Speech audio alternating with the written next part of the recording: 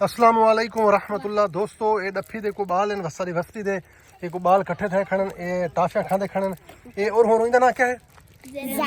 ज़ैनब है ये कादा है सही ये जुनैरा है ये मुस्कान है ये फरीदा है ये अमारा है ये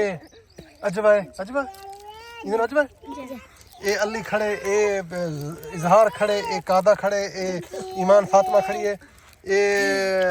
गरीबा खड़ी है गरीबा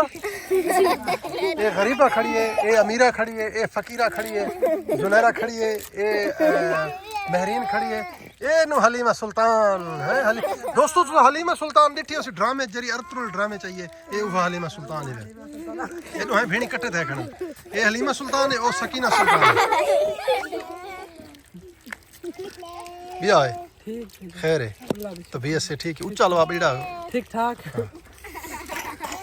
5 मार्च 2026 15वां रोज़ा है आज ये दोस्तों बाल कट्ठे ते जिमें कि तो पता है हर मौके ते कोई ना कोई व्लॉग बना छोड़े ने ये अज बालों के हवाले नाल व्लॉग है ते दोस्तों देखो भाई किवें तो को माहौल किवें लगदा पा किवें देहाती माहौल है ये सामने लसूड़ी दा बूटा खड़े लसूड़ी दा ये सामने लसूड़ी दा बूटा है दोस्तों